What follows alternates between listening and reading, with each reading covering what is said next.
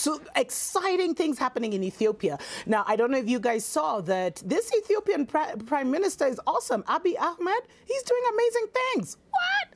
So, he has revoked some land, and I'll be getting into that shortly. But the other big news that he has done is he has actually, so he created his cabinet, his ministers, etc. 50% of them are women, and he did that because he believed that not only does he need to start changing the psyche and kind of idea of women in his nation, but he also stressed that he hired 50% of women to his cabinet because he believed the women were more honest, more hardworking, and less corrupt.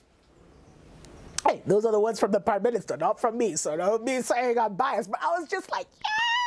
So amazing, because he was just like, we need to start changing the psyche of, you know, of men in Africa, basically, and men in his nation, to start seeing that women are just as capable to lead. And you know what? This is really exciting, because when we hear about, you know, we're in the end time dispensation, you know, this show is prophetic, so I really do talk a lot about this. It has always been said that the Most High would raise an army of women. And, you know, women would be at the forefront of this end-time dispensation. So this is absolutely amazing, amazing, amazing stuff. But anyway, that is not what has brought us here today.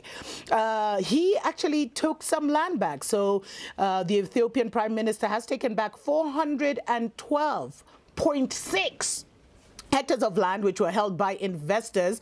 95 individuals and businesses were affected, and it included for Ethiopian-born Saudi billionaire Mohammed Hussein Al-Amodi. He had 55 companies associated with his with Midrock, and Midrock is basically the Mohammed International Development Resource Organization. And the reason this land was reclaimed is because these guys had been given they'd been given special deals all the way back in like 2005. So they'd been given special contracts to develop shopping centers, to develop different kinds of industries, hotels, businesses, media centers in the heart of Addis Ababa. But what they did is they just fenced the different pieces of land and never did anything with it since 2005. And so, you know, Addis Ababa has 4 million residents, and these plots, which are in real prime locations, have not been used. And the agreement was that not only would they create these industries, but they'd create jobs for the at least some of the 4 million youth living in Addis Ababa. It never happened. And so the government took it back. This is awesome. Now, 19 Ethiopian government agencies were also affected. That's ironic. 18 companies which were related to African diplomats or foreign African governments, and also had their licenses revoked.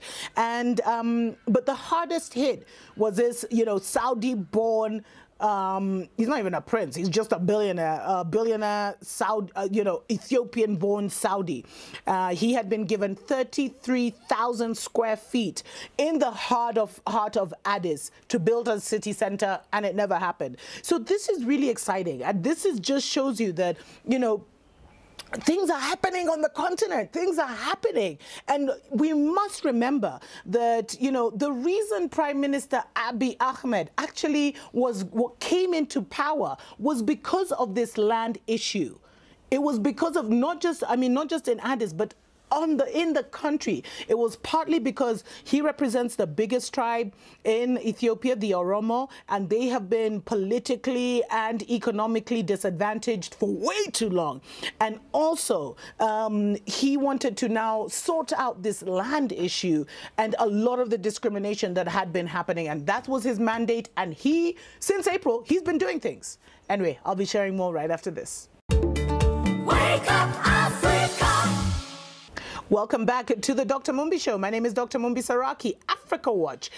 Exciting things happening in Ethiopia. Abiy Ahmed, since he came to power in April, you know, he's only been there for a few months, but he's been doing so many things, and he's been really, really moving to fulfill his mandate. Now, for you guys who don't know, there had been a lot of anger over the land expropriation and unfair compensation in Ethiopia. And actually from 2014, it led to protests, and later a state of emergency was actually declared. And eventually, you know, the former prime minister, he actually had to resign because things got so thick.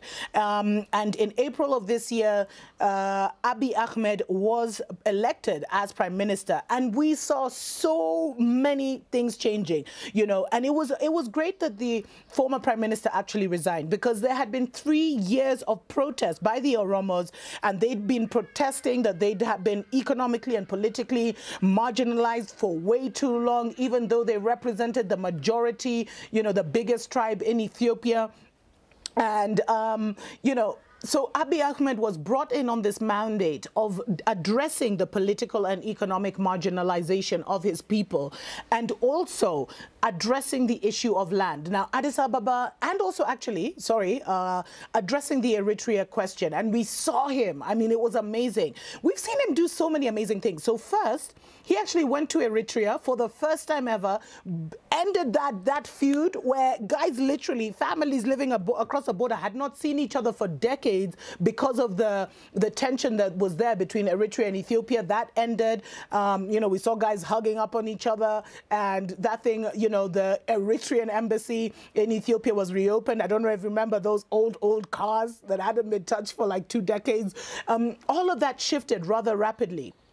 And then we saw him go to the U.S. And on his U.S. tour, he actually held, like, he was like a rock star, man. He was like a superstar. He held this huge meeting in Michigan. And Michigan has one of the biggest Ethiopian populations in the U.S., where he called on, you know, Ethiopian first, second, third generation to come back home to Ethiopia. And it was epic. And, you know, not just Ethiopia, but a lot of African nations, their biggest contributions to their, you know, to their national budget, to their development, actually comes from the foreign, you know, their diaspora sending money home, remittance. So remittance in many countries, not just Ethiopia, but even here in Kenya, remittance is higher than some of the loans that these African presidents get from different countries. So he was just like, if we could harness these, it would be absolutely amazing. And you know what? Abiy actually means, okay, his name is short for Abiyot, and it actually means revolution in Amharic. Hey, you know, names have power. Names have power. What? And he was, this name, I mean, it's a common name in Ethiopia, was given to children in the aftermath of the Derg Revolution around 1974. He's also a young president. He's in his early 40s, so this is absolutely huge. And we're seeing so many things. He's released prisoners from this, you know, from jail, a lot of political prisoners from his community. And I'd mentioned the thing of hiring 50% of women, but mostly the fact that he's doing this land, reclaiming this land, is absolutely huge. And it has his people so excited, because it shows that all these foreigners who've been sitting on land in Addis and in other places, it's not going to happen anymore. And there is a really exciting thing. Oh, yeah, by the way, so we're done with the land thing. Absolutely amazing. Congratulations to Abiy Ahmed. But now, so there was a weird situation that happened in Addis the other day. A contingency of military personnel rocked up to the parliamentary building. It's a massive, you know, lavish place. They rocked up and they demanded to see the prime minister, and they came with their weapons. So who knows what was going on? Were they planning to take over the government? Who knows? Who knows? But anyway, this guy has skill, man. He has political skill. So first, of course, the whole area was cordoned off, and then they were told to leave their weapons at the gate. So after like 2 or 3 hours, they finally got to see the prime minister.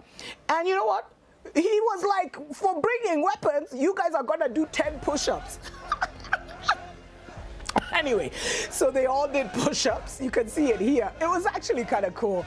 They all did their little push-ups. He did them with them. I think 10 push-ups or 5 push-ups for them coming, you know, breaking a military order, because you know you're not supposed to go and see the chief of defense or whatever, the chief of the armed forces, with your guns and your weapons. Like, huge faux pas, you know, huge break of protocol. But he was able to defuse the situation, and guys have really gotten excited about how he handled that whole thing.